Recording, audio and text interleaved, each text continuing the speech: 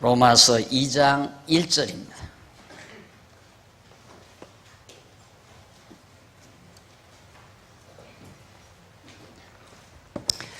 그러므로 남을 판단하는 사람아, 물론 누구든지 네가 핑계치 못할 것은 남을 판단하는 것으로 네가 너를 정죄함이니 판단하는 네가 같은 일을 행함이니라. 이런 일을 행하는 자에게 하나님의 판단이 진리대로 되는 줄 우리가 아노라. 이런 일을 행하는 자를 판단하고도 같은 일을 행하는 사람아, 네가 하나님의 판단을 피할 줄로 생각하느냐? 혹 네가 하나님의 인자하심이 너를 인도하여 회개케 하심을 알지 못하여 그의 인자하심과 용납하심과 길이 참으심의 풍성함을 멸시하느뇨? 다만 네 고집과 회개치 아니한 마음을 따라 진노의 날 곧 하나님의 의로우신 판단이 나타나는 그날에 이 말 진노를 내게 쌓는도다. 5절까지 봉독했습니다.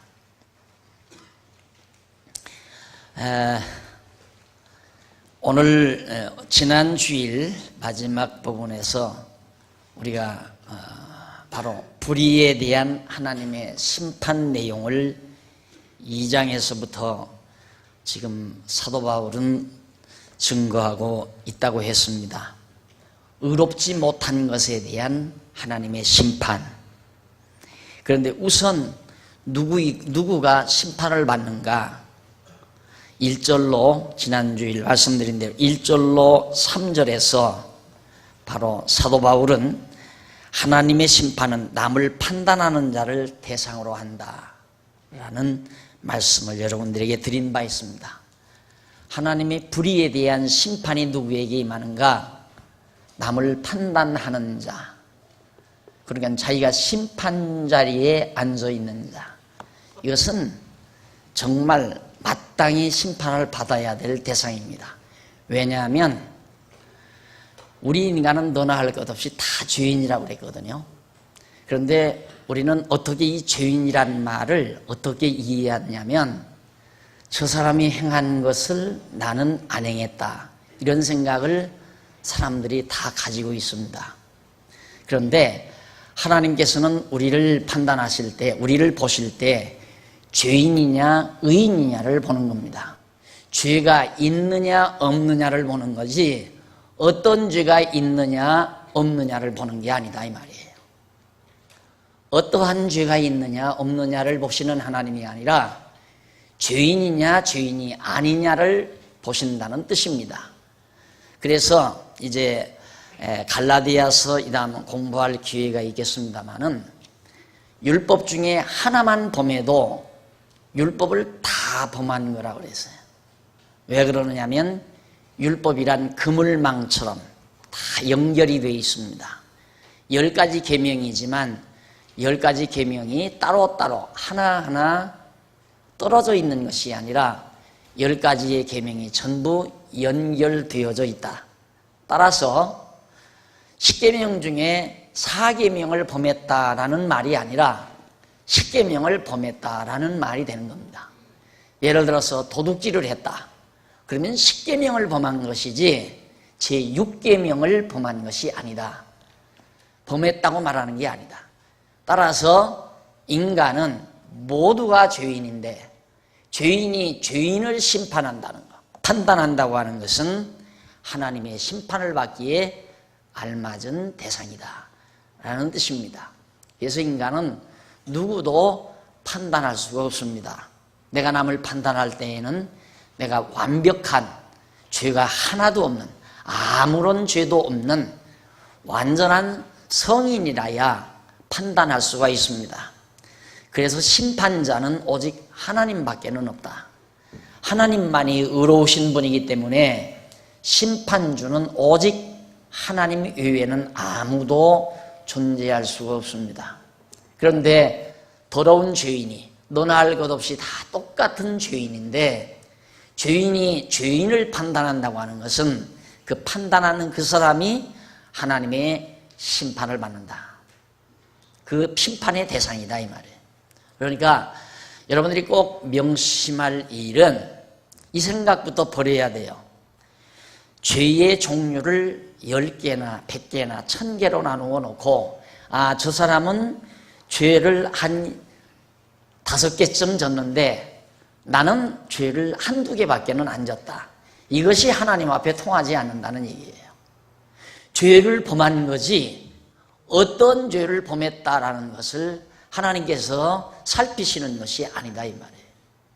그러니까 하나님 앞에서는 모두가 죄인이고 모두가 그 죄값대로라면 심판의 대상이 되는데 도리어 하나님 자리에 앉아서 자기를 의롭다고 생각하는, 그래서 이 교회도 이제 교회 일도 이렇게 하다가 보면요, 가장 이 교회를 힘들게 만드는, 교회를 어지럽게 만드는 대상이 어떤 분이냐면 내가 이만하면 예수 잘 믿는다 이렇게 생각하는 사람, 그리고 내가 이만하면 상당히 거룩한 사람이 됐다, 그리고 나 아니면 이 교회가 운영이 안 된다 이런 생각하는 사람, 이런 자기 우월 사상에 매여 있는 자가 있으면 그거야 그 사람이 바로 교회를 힘들게 만드는 거죠.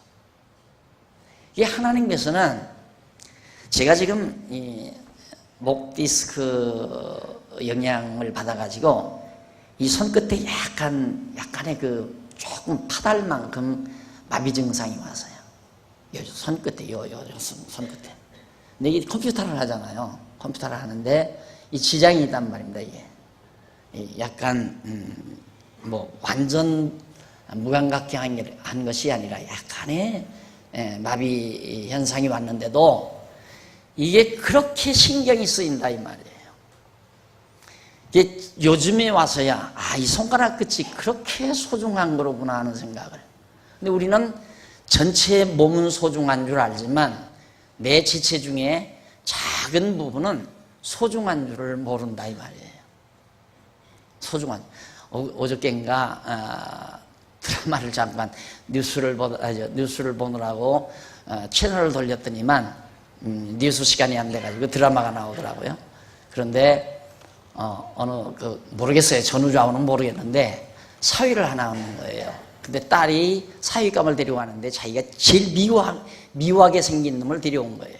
그런데 어떻게 해서 뭐 술을 먹고 뭐 테스트를 했는데 뭐 합격이 됐다나 어쨌다나 해가지고 자기 집에다가 이제 빈 방에다가 재우는데 장모 될 사람이 들어가 봤어요. 들어가서 앉아가지고 사위 될 사람 속눈썹을 이렇게 건들더라고요. 야, 어떻게 이렇게 속눈썹도 길고 이렇게 이쁘게 잘생겼을까 그러면서. 속눈썹 이것은 솔직히 가장 작은 분야 아니에요. 그런데 그게 이뻐가지고 사위를 삼는 거예요. 쉽게 말하면. 우리들의 죄도 마찬가지입니다. 적은 죄, 큰 죄가 없는 거예요. 죄는 하나의 덩치지. 몸이 하나의 덩치로 이루어진 몸이듯이 죄도 한 덩치예요. 그물 마냥 하나로 엮어져 있어요. 그렇기 때문에 하나만 범해도 다 범한 것이 된다. 따라서 어느 누구도 하나님 앞에서 자기가 심판주 자리에 앉아 있을 대상이 못 되는데 마치 자기가 심판자의 자리에 앉아서 남을 판단하는 자가 된다 그 말이에요. 그래서 남을 판단하는 그 사람을 하나님께서 정죄해서 남을 정죄하는 그 정죄로 자기가 자기 스스로를 정죄해야 하니까. 예를 들어서 도둑질을 했다 이 말입니다. 도둑질을 한 사람이 너는 죄인이야 이놈 하고 정죄를 했다면 자기도 죄인이다 이 말이에요.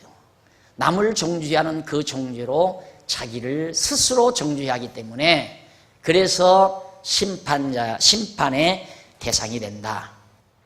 그래가지고 2절에 보면 이런 일을 행하는 자에게 하나님의 판단이 진리대로 되는 줄을 우리가 안다.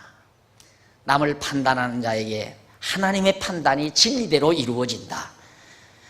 자, 이렇게 해서 1절로 3절까지는 남을 판단하는 자에게 하나님의 심판이 임한다. 바로 심판의 대상, 첫 번째 대상입니다. 그 다음 두 번째 대상은 4절로 5절에 나타납니다. 4절로 5절 한번 읽어봅니다.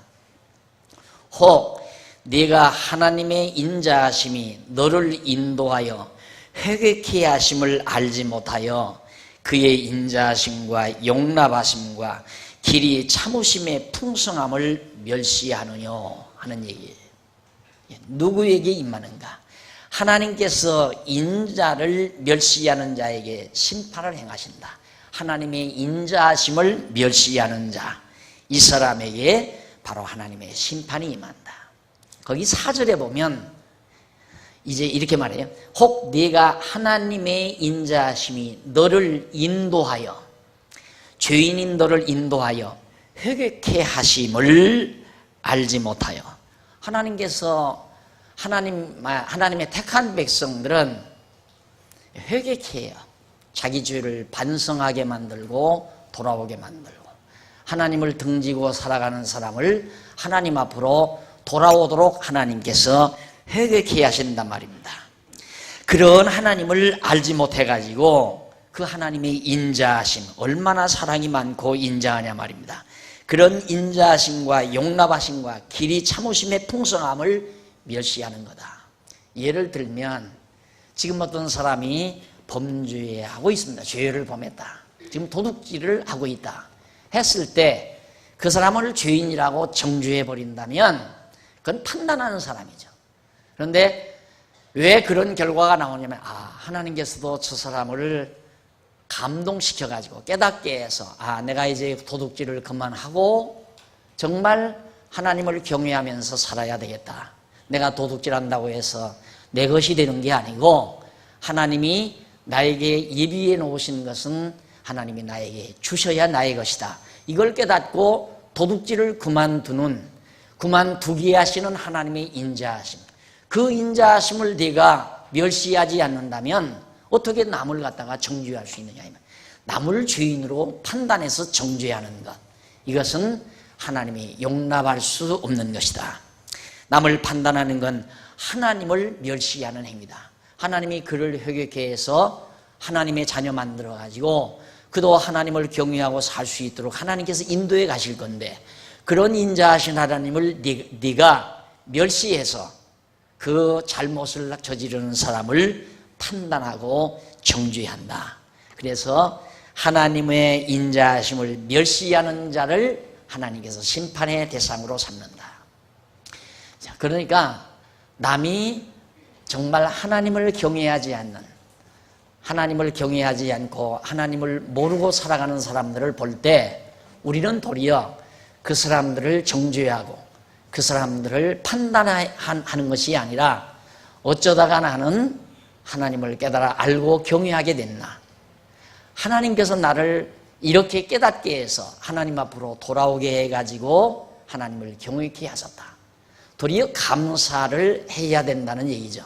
그러니까 남의 잘못을 보고 도리어 하나님 앞에 나로 하여금 저런 생활을 하지 않도록 인도해 주신 하나님 앞에 감사하는 생활을 하는 자가 올바른 하나님의 백성이지, 자기가 의로운 척 남을 정죄하고 판단하는 행위는 하나님의 인자하심을 멸시하는 행위이기 때문에 하나님의 심판을 받는다. 그러면서 다만 5절에 보면 이런 말씀이 나와요. 다만 네 고집과 회개치 아니한 마음을 따라, 네 고집과 회개치 아니한 마음을 따라 진노의 날 곧 하나님의 의로우신 판단이 나타나는 그날에 임할 진노를 네게 쌓는도다. 네가 깨닫지 못하고 계속해서 어두움에 사로잡혀 고집을 쓰고 회개하지 아니하는 그런 강팍한 마음, 남을 정죄하고 남을 판단하고 자기의 의를 내세우고, 남을 판단하는 사람은 항상 자기의 의를 내세우는 그런 결과를 가져오는 거죠. 심리적으로 분석하면 그렇습니다. 고도로 자기를 축혀올리는 방법 중에 하나가, 간접 방법 중 하나가 남을 비난하는 일입니다. 남을 비난하고 욕하는 행위는 간접적으로 자기를 스스로 축혀올리는 그런 심리적인 요인을 지니고 있는 사람입니다. 남을 깎아내림으로 자기가 올라간다고 생각하는 거죠. 얘 걔는 참 성격 더러워, 이 말을 하는 것은 나는 성격이 참 좋아, 이 말을 전제하는 말이거든요. 그것이 바로 정말 하나님이 보실 때는 얼마나 정말 가소롭겠어요. 나 같은 사람이 보아도 아이고 지 잘났단다 이렇게 보이는데, 남을 비난하고 욕하고 험담하고 남을 깎아내릴 때에는 아이고 자기 잘났단다 이런 생각을 하는데, 하나님은 얼마나 더 그러시겠느냐 이 말이죠. 그러니까 남 비난하고 남 판단하는 것 아니라는 얘기죠. 다 똑같은 죄인들이, 다 똑같은 죄인들인데 어쩌다가 나는 하나님을 믿고 하나님을 경외하게 됐나, 이게 한없이 고맙고 감사해야 되죠. 안 그래요? 그런데 자기 의로운 것처럼 남을 판단하고 욕하고 비난하는 것은 참으로 하나님의 심판의 대상, 그것은 자기가 고집이 있고 회개치 아니하는 어리석음, 이런 마음 때문에 하나님의 진노의 날에 받을 하나님의 진노를 계속해서 자기가 쌓고 있는 것이다. 그 다음 이제 6절로부터 10절까지는 누가 하나님의 심판의 대상이 되는가? 하나님의 심판은 유대인이나 헬라인을 대상으로 한다라고 기록이 되어 있습니다. 6절 보십시다. 하나님께서 각 사람에게 그 행한 대로 보응하시되, 여기에요. 이 행한 대로 보응한다. 이것 때문에 이제 참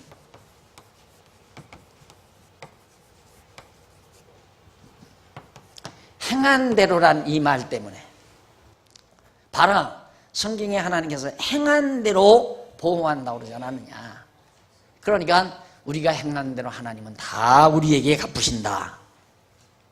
그렇기 때문에 우리는 착하고 선하게 살아야 된다. 자, 그러니까 성경을 논리적인 흐름을 따라 이해를 하지 아니하면 이런 엄청난 오류에 빠지게 됩니다. 지금 논리적인 흐름을 따라 우리가 공부한다면, 성경을 본다면 행한 대로 하면 다, 그러면 모든 인간이 다 죄인인데 모든 인간이, 온 세상 모든 인간이 다 심판을 받는다는 얘기인가, 이렇게 설정이 되잖아요. 그러면 아무도 하나님의 심판을 피할 자가 없는 거예요. 따라서 하나님의 심판을 피할 자가 없기 때문에 모든 인류는 다 지옥 간다, 다 멸망받는다 라는 결론에 도달하게 된다 이 말이에요. 그럼 이것은 문제가 심각한 얘기 아니에요?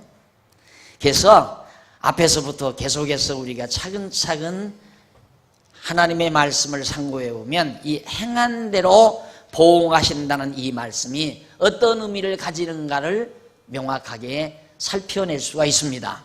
자, 거기 한번 보십시다. 우선 행한 대로 보응하시는데 어떻게? 참고 선을 행하여 영광과 존귀와 썩지 아니함을 구하는 자에게는 영생으로 하시고 그랬어요. 그러니까 여기서 행한 대로란 말은 바로 참고 선을 행했다. 이 선을 행했다. 선을 행한 자와 악을 행한 자, 이걸로 얘기하는 거예요. 선하고 악한 것, 선을 행한 자와 악을 행한 자. 이 말은 뭐냐면, 선과 악이라고 하는 것이, 성경에서 말하는 선과 악은 공자가 말하는 도덕적이고 윤리적인 선악 개념이 아니에요. 공자의 윤리적인 도덕적인 선악 개념은 가변성을 지니고 있어요. 상대적이고 가변적이에요. 변한다 이 말입니다. 그 절대적인 진리가 아니에요. 그러니까 10년 전에 선했던 것이 10년 후에는 악한 것이 될 수가 있어요. 지금 과거 역사 청산을 하자라고 하는 말은 왜 그렇습니까? 몇십 년 전만 해도 그것이 충성이고 그것이 나라 사랑하는 일이었다고 생각해서 다 저질렀던 일이란 말입니다. 그런데 몇십 년 지나고 나니까 그것이 나라를 망치는 일이었다라는 판정이 서지니까, 그래서 역사를 고쳐 쓰자 이 말이에요. 그러면 그 역사가 완전한 역사인가? 그 역사 완전한, 이 다음 또 정권이 뒤집어져 버리면 또 바뀌어져 버려요. 또 바뀌어져. 그러니까 여기에서 우리는 헷갈리는 거거든요. 만약에 그런 사고에 젖어 살아간다면 여러분 보세요. 요즘 개혁을 부르짖는 국회의원들 얼굴을 한번 보십시오. 다 일그러져 있어요. 막 뭔가 불만이 꽉 차 있고 이걸 고쳐야 되겠는데 안 고쳐지니까 막 다 그렇게. 그래도 국회의원 처음 될 때는 얼굴이 괜찮더니만 요즘 와서는 다 파리해지고 막 고뇌에 차 있고 그럴 수밖에 없죠. 아마 나도 그렇게 살았을 거예요. 몰랐으면. 왜? 그들 나름대로는 선견이 분명해. 이것이 선하다, 옳다, 이게 옳은 일이다. 옳은 일인데 옳게 안 돌아가니까 얼마나 괴롭겠어요. 이 막 때려 부수든가 뒤집어 엎든가 해야 되겠는데 뒤집어 엎자니 힘은 모자라고 안 엎자니 속상하고 견딜 수가 없는 거죠. 그래서 여기서 말하는, 성경에서 말하는 선악 개념과 우리 인간들이 생각하는 보편타당한 도덕적 개념에서의 선악 기준은 전혀 달라요. 그래서 현대 지금 이 인간 사회에서 학문적 진리라고 하는 건 뭐냐? 보편타당한 것이다. 보편타당. 많은 사람들이 그렇다라고 인정하면 그것이 진리예요. 그것이 선한 것이고 옳은 것이고. 그러니까 숫자에 따라서, 많은 사람 숫자에 따라서 선의 개념도 악의 개념도 달라진다 이 말이에요. 그러니까 그런 선악 개념이라면 종교적인 선악이 아니죠. 이게 성경에서 말하는 선과 악이라는 것은 행한 대로, 이 말은, 이 행한 대로는 선한 대로, 이 말이에요. 선한 대로. 선한 대로라면 하나님의 뜻대로, 하나님의 뜻대로, 그런 뜻, 같은 말이에요. 선한 대로, 하나님의 정하신 뜻대로. 그러니까 하나님께서 회개케 해서 예수를 믿고 하나님께 영광을 돌리고 하나님을 의지하고 여호와를 경외하며 사는 삶, 그것이 선한 대로 산 삶이에요. 하나님의 정하신 뜻을 따라 하나님의 백성으로 살아간 거란 말입니다. 그러니까 이것은 택자에 대한 택자.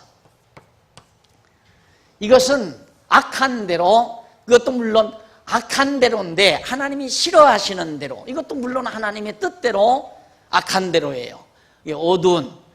어두운 생활, 하나님 앞에 돌아오지 않고 하나님을 경외하지 않고, 그렇게 해서 이슬은 불택자. 택자는 택자대로, 불택자는 불택자대로 행하는 거예요. 어떻게? 택자는 하나님을 깨닫고 하나님을 경외하며 살게 되는 그런 행위를 하는 거고요. 불택자는 하나님을 알지 못하고 자기의 의의를 자랑하면서 남을 판단하고 남을 정죄하고 자기를 자랑하고 자기를 내세우면서 살아가는 그런 불택자들의 악한 행위대로 역시 지옥을 보내는 거예요. 이게 바로 하나님의 심판이에요. 심판. 그러니까 행한 대로라는 이 단순한 말을 마치 도둑질한 사람은 행한 대로 지옥 보내고 도둑질 안 하고 산 사람은 행한 대로 천국을 보내고, 그러면 행한 대로 행위에 따라서 천국 가고 지옥 가는 결과가 되잖아요. 그러면 성경 다 뒤집어져 버려야 돼요. 그래서 여기서 행한 대로라고 하는 이 말은 이렇게 분명하게 선한 대로, 바로 그 뒤에 나오잖아요. 그 뒤에 바로 행한 대로라고 하는 그 말 뒤에 선을 행하는 각 사람이, 죄송합니다. 6절, 하나님께서 각 사람에게 그 행한 대로 보응하시되 참고 선을 행하여, 어떻게 선을 행하여 영광과 존귀와 썩지 아니함을 구하는 자에게, 영광과 존귀와 썩지 아니함, 신령한 것, 하나님께 영광을 돌리고 하나님을 존귀히 여기고 하나님을 경외하며 사는 그런 자에게는 바로 영생으로, 영원히 사는 삶으로 하나님께서 행한 대로 보응하시고 영생으로 보응하시고 갚아준다 이 말이죠. 그 다음 오직 당을 지어 진리를 좇지 아니하고, 당을 짓는다면 무리를 짓는단 말입니다. 무리를 지어가지고 인간의 힘을 과시하기 위해서 당을 지어서 무리를 지어가지고 어떻게 오직 당을 지어 진리를 좇지 아니하고 불의를 좇는 자에게는 노와 분으로 하시리라. 불의, 의롭지 못한 것을 좇는 자. 그러니까 아까 말씀드린 대로 여기서 행한데 불의, 선의, 불의, 악은 불의한 것이거든요. 그러니까 의롭지 못하는 것, 자기를 의롭다고 내세우는 것이 하나님 앞에는 불의한 거예요. 하나님 앞에서 나는 죄인이라고 인정하는 것이 의로운 것이고요. 왜? 하나님의 의를 드러내는 거니까. 내가 죄인이라고 하는 말은 하나님은 의로우시다라는 말과 같은 맥락을 지니고 있는 말이에요. 그러니까 하나님 앞에서 내가 죄인이라고 인정하는 사람은 의롭게 사는 사람이에요. 그러니까 지난주일에도 제가 말씀드렸나요? 요한일서에 보면 사도 요한이 그런 말을 합니다. 죄 없다 하는 자는 거짓말하는 자니 심판을 받는다. 죄가 있다고 하는 사람은 참말을 하는 사람이죠.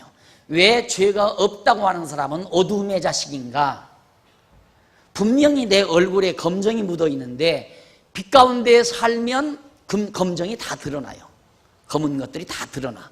그러나 캄캄함 속에 내가 서 있으면 그 캄캄함 그 방 안에 서 있으면은 내 얼굴에 어두운 것, 검정이 하나도 드러나지 않아요.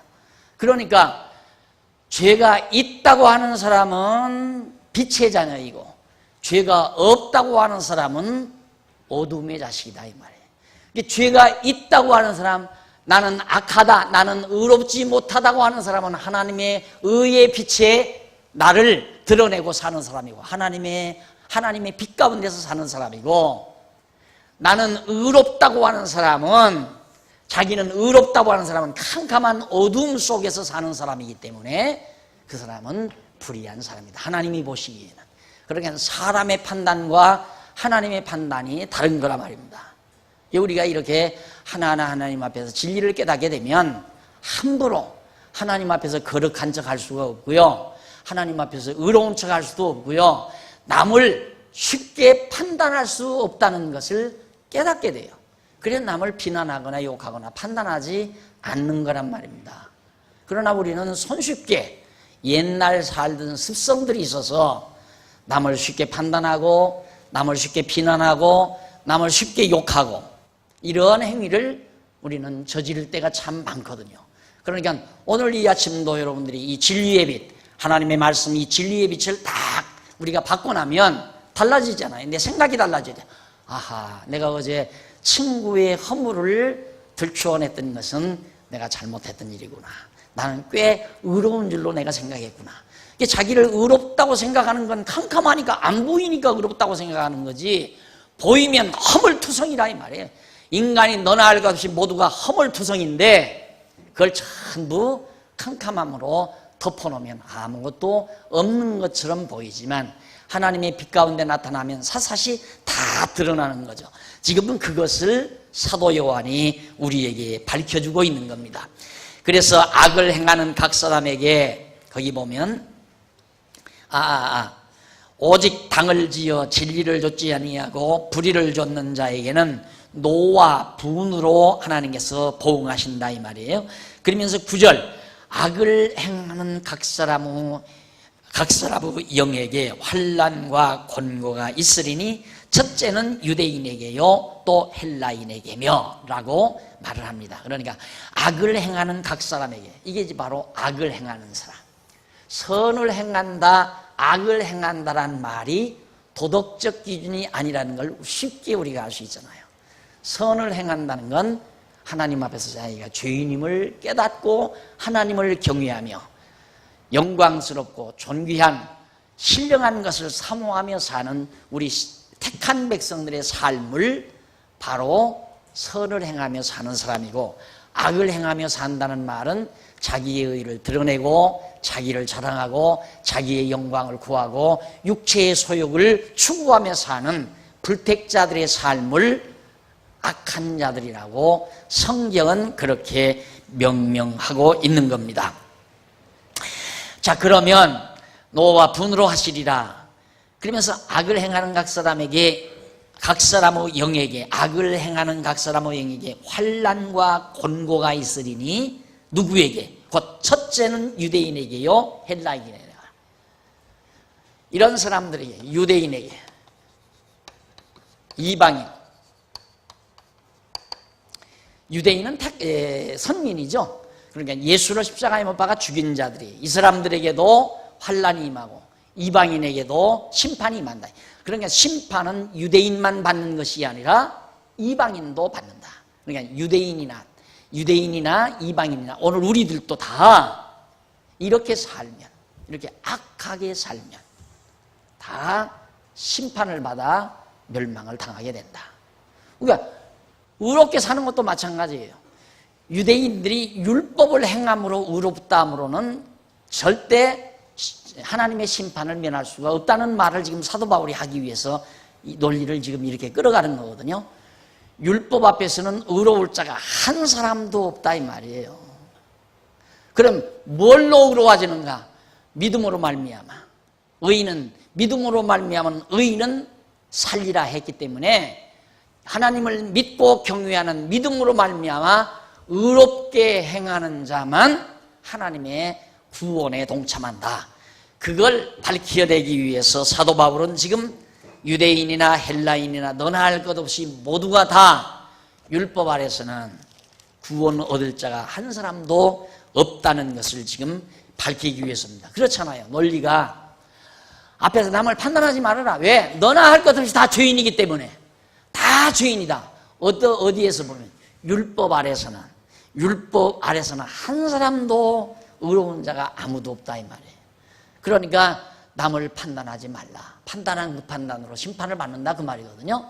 그러면 율법 아래서 아무도 의로운 자가 없는데 행한 대로 갚는다는 말이, 그렇다면 다 지옥 간다는 말이 될 거 아니에요. 근데 그게 아니라 바로 선을 행한 자, 의로운 자가 뭐냐면 믿음으로 말미암아 의롭다함을 얻은 하나님의 택한 백성, 이 사람들은 영생으로 갚으시고 자기의 의를 드러내려는 율법 아래서 나는 율법을 다 지켰다, 11조를 다 냈다, 안식일을 잘 지켰다 그러면서 의로운 척하는 바리새인과 서기관들 뿐만 아니에요. 이방인도 마찬가지예요. 이방인도 자기는 꽤 도덕군자들, 특히 도덕군자들, 나는 도덕적으로 참 잘 살았다, 나는 정말로 남에게 하늘을 보고도 우러러, 하늘을 우러러 부끄러움 없는 내가 삶을 살았다, 이런 사람 많잖아요. 그래서 이제 이렇게 성경을 가르치다 보면은 그런 질문을 가끔 받아요. 목사님, 이 세상에는 법 없이도 살 수 있는 그런 착한 사람들이 있잖아요. 그런 사람들 다 지옥 가나요? 그 사람들이 먼저 가죠. 그 사람들은 굉장히 자기가 의롭다고 하면서 살아가니까 자기의 의의를 싸움. 이 말을 하면 또 여러분, 하하, 내가 요즘 세상을 잘 사는구나, 막 사는 게 이게 제대로 다 사는 거구나, 이렇게 또 안위를 받을지 모르지만 그러라고 이 말씀 드리는 건 아니에요. 그러니까 인간이 얼마나 자기중심적인가, 자기의 의의를 드러내려는 끈질긴 유혹을 인간은 피할 수가 없어요. 왜? 남으로부터 드러나잖아요. 남으로부터 그게 자기의 의의가 자꾸 드러나잖아요. 그러니까 그게 스릴이 있단 말입니다. 그래서 많은 사람으로부터 인정을 받고 많은 사람으로부터 추앙을 받고 그런 사람. 에? 어떤 사람 어제 요즘 보세요. 내가 보니까 그냥 자기 집 살림은 안 하고 전국 각지에 돌아가면서 쓰레기 주는 사람이 있어. 쓰레기 주는 사람. 그 사람을 포상을 하더라고요. 뭐 금메달인지 뭐 하나 채워줘요. 날들 하라면 여보 당신 정신 차려. 이건 구청에서 시청에서 하니까 당신 집구석에 가서 마누라 잘 챙기고 자식 새끼들 잘 챙겨. 그 집 살림 뭐가 되겠어요? 30년 40년 동안 했다는 거예요. 그 사람은 왜 그러는가? 그럼으로써 칭찬받고 그렇게 금메달 하나씩 차는 그 재미 좋아가지고 이래요. 또 생각을 달리 해야 돼요, 여러분. 내일에서 거듭 내일 가끔 그러잖아요. 청빈 공무원. 그냥 공무원에 들어가가지고 말단 공무원으로서 누가 점심이라도 한번 고맙습니다. 일 잘 봐줘서 이거 점심이라도 하세요. 또 10,000원짜리 그거 절대 안 받으면 안 됩니다. 안 받았다 이거야. 그러니 돈 먹을 길이 어디 있어요. 그래 저 지하 방에 가서 5시구가 억울해 그리고 산다 이 말입니다. 그러면 이제 8.15 때나 특별 경축일 때 포상을 해요. 포상. 그 금덩어리나 같으면 몰라. 그 쇳덩어리에다 금물 칠한 거란 말입니다. 매달. 그 배고플 때 삶아 먹을 수가 있어요. 공국을 끓여 먹을 수가 있어요. 아무 필요 없는 거야, 그거. 뭐하러 그걸 지르냐, 뭐하러 그걸. 전부 앉아서, 높은 데 앉아서 다 갈취해 먹고, 다 등록 다, 막, 정말, 다 생켜버린 그런 사람들이 도리어 너 목에다가 걸어주고, 너는 그렇게 살아라. 나는 부정축제해서 잘 먹고 잘 살란다. 말이 되는 얘기예요, 그게.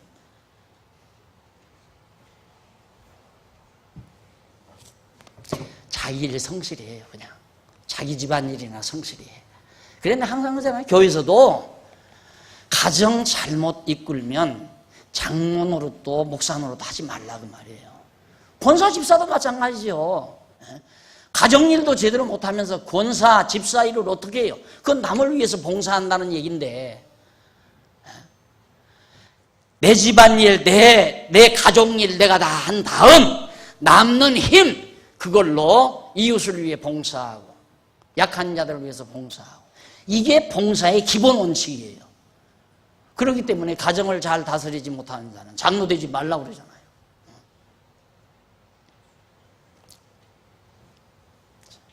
오늘 정말 인간은 끊임없이 자기의 공을 쌓고자 하는 기본 본능을 가지고 자기 공덕을 쌓으려고 하는.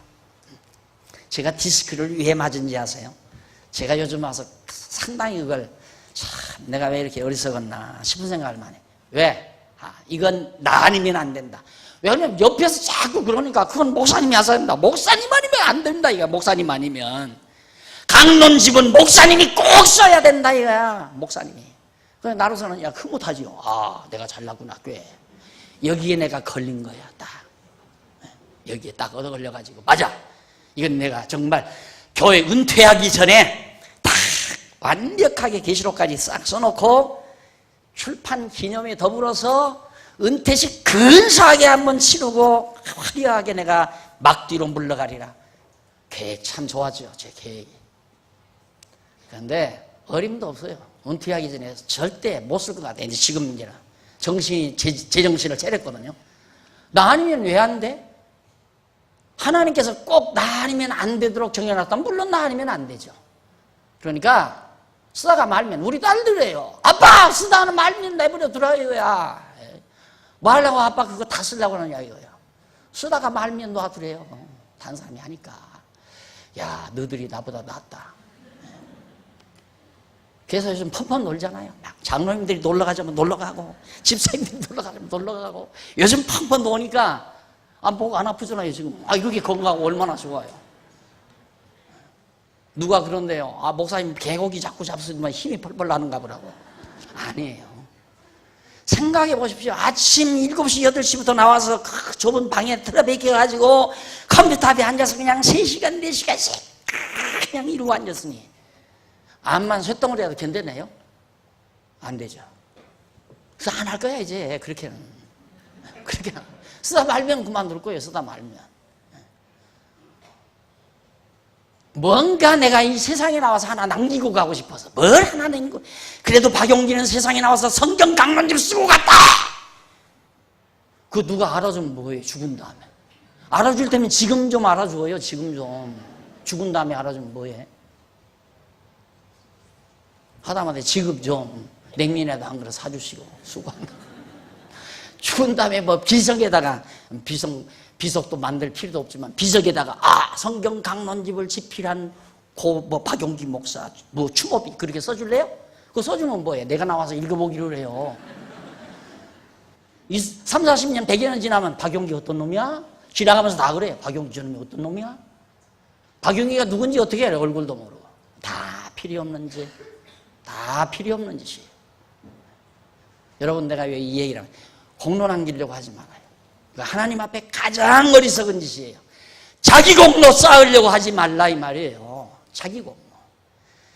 자기 공로 쌓으려고 하면 자꾸 교만한 마음이 생겨요. 자기 잘난 마음이. 그래서 남을 자꾸 무시하게 되고 남을 평가하게 되고. 그러나 어떻게 내가 이런 일을 할 수 있을까? 하나님께서 어떻게 나를 이런 소중한 보화를 나에게 맡기셔서 이 일을 하게 하셨을까? 끝없는 감사와 감격을 가지고 해나가면 남부시하거나 자랑하거나 자기를 잘난 척하거나 그거 없다고 말이에요. 그렇게 달라요, 사람이. 그러니까 바로 의롭게 살아가는 사람은 하나님을 믿음으로 말미암아 의롭다 하면 얻은 자의 삶, 그 사람은 영생으로 하나님이 심판하시고 자기 잘난 척 자기의 의를 내세우고 하나님의 의를 다 무시해버리는 이런 어리석은 불의한 백성은 행한 대로 멸망으로 심판하신다. 이것이 사도 바울이 우리에게 전해주는 말씀입니다. 자, 그 다음 보십시다. 첫째는 유대인에게 헬라인에게 다 그런다고 그랬어요. 10절 선을 행하는 각 사람에게는 영광과 존귀와 평강이 있으리니 영광과 존귀와 평강이 있다. 선을 행하는 자 맞아요. 하나님의 선, 하나님의 뜻을 따라 하나님을 경외하고 사는 자에게 가장 중요한 게 영광, 존귀, 평강, 마음의 평강. 그래서 항상 제가 기준을 쉽게 평강으로 잡아라. 마음이 평안하지 못하거들랑 빨리 지혜를 구하라. 내가 왜 이렇게 마음이 평안하지를 못한 거야. 그래서 천하 어느 그 무엇하고도 마음의 평안과는 바꾸지 말라. 표준을 그렇게 드리잖아요. 내 마음의 평안과는 아무것하고도 바꾸지 말아요. 세상에 어느 그 무엇도 내 마음의 평안과 바꿀 수 있는 건 없어요. 어떠한 것도 바꿀 수 없어요. 가장 소중한 것이 마음의 평안이에요. 그러니까 우리는 사인을 받는 거예요. 내 마음에 평안함이 없을 때 내가 왜 이러는가. 거기서부터 출발해서 평안하지 못한 이유를 추적해 가면 10분 내 밤이 오기 전에 해결을 봐요. 그래서 마음의 평안함을 되찾게 되는 거거든요. 이것이 바로 선을 행하는 자, 하나님의 뜻을 행하는 자. 그래서 사람의 영광과 존귀와 평강이 있으니 첫째는 유대인에게요, 또 헬라인에게라. 그러니까 바로 하나님의 뜻대로 의롭게 살아가는 자, 믿음으로 말미암아 의롭게 살아가는 자에게는 존귀와 영광과 평강이 있지만은 불의하게 살아가는 자에게는 하나님의 진노가 그에게 있다. 헬라인에게 유대인에게 모두가 다. 첫째는 유대인에게 헬라인에게라. 그 다음에 이제 이는 11절부터 봅니다. 11절부터는 심판의 기준입니다. 그러면 심판의 기준이 뭐냐? 구체적으로 헬라인에게나 유대인에게나 모두에게 이렇게 심판을 행하는데 심판의 기준은 첫째로 11절로 16절에 보면 율법대로 심판하심으로 율법대로 행해야 의롭다 함을 얻는다. 자, 보십시다. 11절 이는 하나님께서 외모로 사람을 취하지 아니하심이라. 무릇 율법 없이 범죄한 자는 또한 율법 없이 망하고 무릇 율법이 있고 범죄한 자는 율법으로 말미암아 심판을 받으리라. 하나님 앞에서는 율법을 듣는 자가 의인이 아니요 오직 율법을 행하는 자라야 의롭다 하심을 얻으리니. 자, 여기에 큰 함정이 있어요. 얼마나 지역적인 내용을 가지고 진리를 전한다는 것이 위험천만한 일인가를 이런 데서도 발견해 볼 수 있습니다. 분명히 13절에 보면 하나님 앞에서는 율법을 듣는 자가 의인이 아니요 오직 율법을 행하는 자라야 의롭다 하심을 얻으리니. 이 한 구절 가지면 주일 아침 계속해서 여러분 율법을 듣기만 하면 필요 없습니다. 율법을 지켜야 됩니다. 율법을 행해야 됩니다. 그래야 의롭다함을 얻습니다 하고 1시간 동안 20분이고 30분이고 계속 강론하는 거예요. 설교를 할 수 있는 거예요. 성경적 아니에요? 딱 맞잖아요. 율법을 듣는 자가 의로운 의인이 아니라 율법을 행하는 자라야 의롭다함을 얻는다. 의롭다 하심을 얻는다. 얻으리니 라고 나왔다 이 말이에요. 그러니까 이건 바울의 말이다. 율법 귀로 듣기만 하면 필요 없다. 율법 행해야 된다 이 말이에요. 그래서 자꾸만 율법을 행하라고 가르치는 거예요. 제가 요즘 수요일 날 새벽에 이런 새벽에 그 기업인 선교회에 기업인들 사장들 사자들인 사람들만 한 20-30명 모이더라고요. 호텔에서 리버사이드인가 어딘 거기서 모이는데 와서 그 중에 한 분이 이제 제 테이프를 좀 들으신 분이에요. 그래가지고 이 갈라디아서를 하나 좀 마스터해달라. 그래서 지금 첫 시간 나갔다 왔거든요. 첫 시간 나갔다 왔는데, 모든 사람들이 놀라지 않을 수밖에 없죠. 이제 30 겨우 했는데도. 이제 다음 수요일 날 또 새벽에 또 갈 거거든요. 하는데, 모든 사람들이 다 무슨 교육을 받느냐? 율법 지켜야 된다. 이거 율법을 행해야 된다. 그렇게 교육을 받았는데, 갈라디아서는 율법을 행하는 자, 행하라고 하는 자들은 전부 다른 복음을 증거하는 자다. 이 말씀이 나오잖아요. 그러니까 어안이 벙벙한 거죠. 그럼 뭐냐? 우리가 다 지금까지 속은 거냐? 이런 얘기가 될 거 아니겠어요? 근데 여기도 보면 사도 바울이 원칙을 얘기하는 거예요. 원칙을 얘기하는 건데, 하나님께서 율법을 명하셨으니까 율법을 귀로만 들어가지고는 의롭담을 못 얻는다. 율법으로 말미암아 의롭담을 얻으려면 율법대로 행해야 된다. 이 말이에요. 행해야 된다. 그 원칙을 얘기한 거란 말입니다. 그런데 그걸 오늘 우리들에게 그대로 봐라. 율법을 듣기만 하지 말고 행해야 의롭담을 얻는다고 했으니까 행해야 된다 이러고 가르친다면 우스운 얘기 아니에요. 그러니까 이 말은, 바울이 하는 말은 뭐냐면, 이 유대인들은 율법을 들었잖아요. 모세의 율법을 유대인들은 들었단 말입니다. 유대인들을 향해서 하는 얘기예요. 야, 유대인들아, 너희들 모세로부터 율법 들었다고 해서 의인이 아니다. 너희들이 정말로 의인이 되려면 율법대로 행해야 된다. 그런데 율법대로 행하는 사람이 누가 있느냐? 이제 논리는 그렇게 빠져나가는 거예요. 그럼 율법으로는 의롭다함을 못 얻는 거다. 이 말을 하려고 서두를 꺼낸 말을, 이걸 그냥 성도들에게 주입시켜가지고 지켜야 된다 자꾸만 얘기하니까 완전히 뒤집어 얘기하는 거예요. 거꾸로. 성도들이 내용을 모르니까, 사도 바울도 율법을 지켜야 의롭다함을 얻는다고 했다. 지키기는 지켜야 하는가 보다. 그래서 율법 지키려고 애를 쓰는 거예요. 율법 지켜놓고는 난 율법 지켰다. 우리 요즘 교회에서는 가장 의인인 척하는 사람이 누구냐면 11조 잘 내는 사람, 그리고 주일날 한 번도 안 빠지고 안식일 다 지키는 사람 아니에요. 주일날 한 번 안 빠지고 안식일 꼬박꼬박 지키는 사람, 그리고 11조 잘 낸 사람, 그리고 새벽기도 한 번도 안 빠진 사람. 그날도 이제 어느 분하고 이 엘리베이터를 같이 탔어요. 얘기를 하면서, 목사님, 저는 지금 신앙생활 시작한 지가 얼마 안 되는데 제가 안수집사예요. 안수집사인데 우리 목사님이 날들어 성품이 좋아서 아직 자격은 없지만 안수집사 하라고 해서 합니다. 그러면서 자기는 여지가 한 번도 새벽기도 빠진 적이 없다 이거야. 그 사람은 지금 굉장히 자기가 꽤 어려워졌다 이거거든요. 그런 시기라 이 말입니다.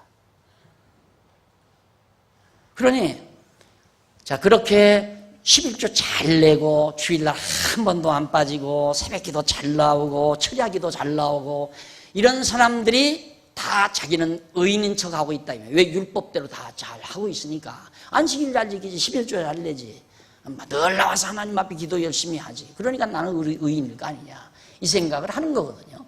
그런데 성경은 그게 아니에요. 그런다고 여러분 주일날 안 나와도 되고 연보 안 내도 된다는 말은 아니에요. 간단해요. 주일날 안 나오면 성경 못 배우는 거고, 연보 안 내면 불 꺼지는 거고, 그렇잖아요. 불 꺼지는, 깜깜한 데서 공부해야 되고, 쓰던 물 못 써야 되고, 급한 화장실 가면 자 동네로 가서 막 이 집 저 집 가서 다 문 열어야 될 거 아니에요. 화장실 다 잠가야 될 거니까. 그런 폐단이 있을 뿐이지, 다른 그것 때문에 지옥 가는 건 아니에요. 그 주일날 안 나왔다고 해서 지옥 가는 건 아니에요. 주일날 안 나와요. 하나님 안 믿으면 지옥을 가죠. 그런데 이제 주일날 나와야 하나님 말씀 깨닫고 하나님이 믿어지고 여호와님이 믿어지고 의지되고 그 믿음이 생기는 거 아니겠어요? 그러니까 주일날 안 나오면 하나님 말씀을 못 배우는 그것이 문제가 되는 거예요. 쉽게 말하면. 그리고 연보 안 냈다고 지옥 간다면 정말 어떻게 해요? 연보 안 내도 지옥은 안 가요. 그런데 연보 안 내면 이제 동네로 뛰어가야 된다는 그런 어려움이 있다는 얘기죠. 자, 이렇게 해서 그것만 동네로만 뛰어가는 게 아니라 나도 이제 공사판에 가서 공사를 하다가 이제 와서 강의를 해야 되고 이제 그런 문제는 있는 거예요. 그 문제. 그런다고 해서 뭐 지옥 가는 건 아니잖아요. 자, 그래 이거 어디로 넘어갔어? 네. 12절 무릇 율법이 없이 범죄한 자는 또한 율법 없이 망하고, 이게 율법 없이 범죄한 자라고 하는 건 이방인을 말하는 거예요. 이방인. 율법이 없잖아요. 이방인에게는. 하나님께서 이스라엘 백성에게 모세를 통해 율법을 줬지, 대한민국 백성 우리 이방인들에게 당군 할아버지를 통해 준 건 아니잖아요. 우리에게. 이 율법은 이방인에게 율법이 없는 거예요. 그래서 아직 보면 이건 유대인들에게, 십계명이나 이런 것들은 유대인들에게 준 거지. 짐승 잡아 제사 지내고 양 잡아 제사 지내고 하는 그런 모든 율법들은 유대인들에게 준 거란 말입니다. 이스라엘 유대인들에게. 오늘 우리 이방인들에게 율법 준 일이 없잖아요. 누구한테 줬어요? 아무한테도 준 일이 없죠. 그래서 율법 없이 범죄했다. 여기서 율법 없이, 우리에게 율법이 없다 할지라도 하나님이 싫어하시는 대로, 하나님이 싫어하시는 대로 행동하면 그건 범죄예요. 율법 없이도. 그래서 여러분 율법과 죄 그리고 은혜라는 책에 보면 율법 아래서의 범죄, 죄, 율법 이전의 범죄, 죄, 율법 이전의 죄, 이런 타이틀이 나오잖아요. 그러니까 율법 없이도 죄가 되고 율법 있이도 죄가 되고, 이게 율법이 있이 유대인들에게는 있어도 율법대로 해가지 아니하면 죄인이고, 율법이 없이도 하나님이 싫어하시는 대로 행동하면 범죄인이 된다 이 말이에요. 따라서 유대인이나 헬라인이나 이방인 모두가 다 죄인이다. 이게 지금 바울의 논리는. 자, 그럼 보십시다.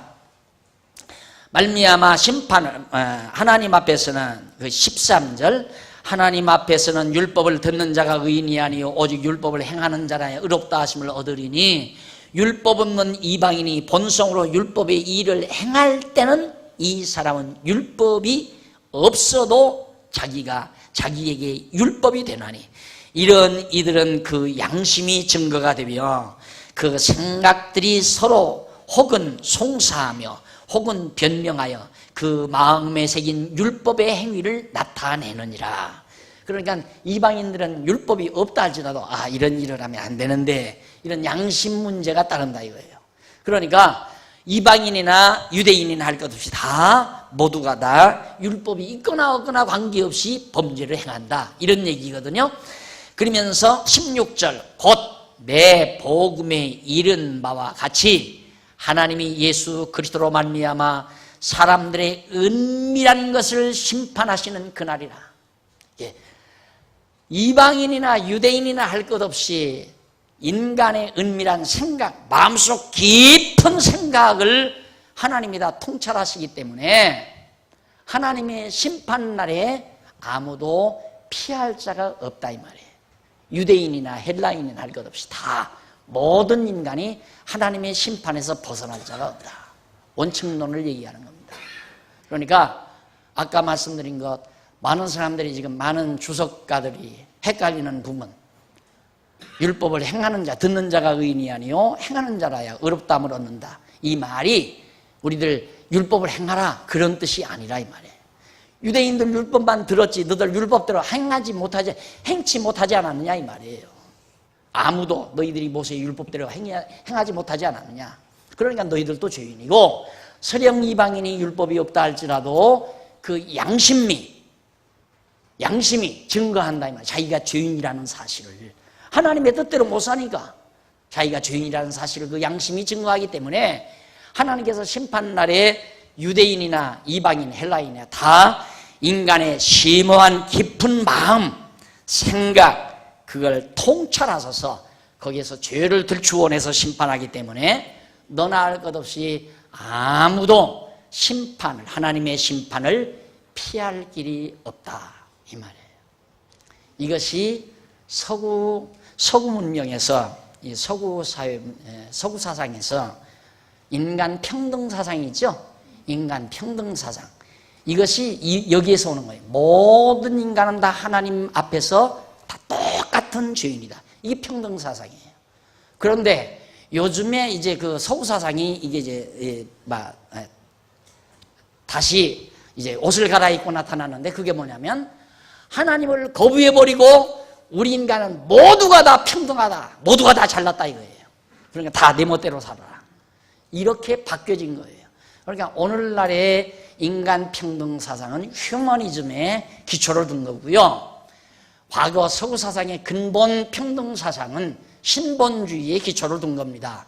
그러니까 인간의 평등 사상이 휴머니즘에 기초를 둔 현대 사상이 있고, 바로 신본주의에 기초를 둔 바로 평등 사상이 존재하는 겁니다. 그러니까 오늘 우리들이 가져야 될 평등 사상은 하나님 앞에서 떠날 것 없이 평등하다, 다 똑같다, 다 주인이고 너나 할 것 없이 다 똑같이 추악한 인간이고 하나님의 심판대 앞에서 도저히 벗어날 수 없는, 누구도 벗어날 수 없는 존재이고, 이것이 사도 바울이 지금 2장 1절 이하에서 우리에게 전해주고 있는 말씀입니다. 자, 그렇다면 너나 할 것이 다 지옥을 가야 한다는 얘기인가?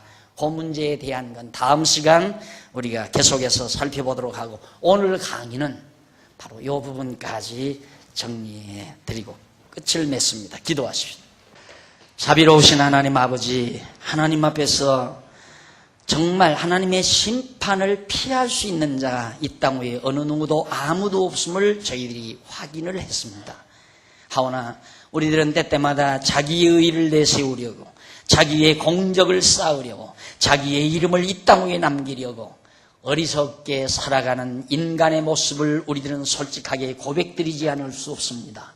하나님 아버지, 이제 발견했사오니, 이제 저희들 깨달았사오니 하나님 앞에서 잘난 척하지 말게 하시고, 하나님 앞에서 우월한 척하지 말게 하시고, 의로운 척하지 말게 하시고, 정말 하나님 앞에서 겸손하게 서로를 사랑하며 서로를 아끼며 서로를 위해주는 그런 아름다운 모습으로 살아갈 수 있는 저희들 되도록 인도해 주시옵소서. 시종을 주께 의지하옵고 예수님 이름으로 기도드립니다. 아멘.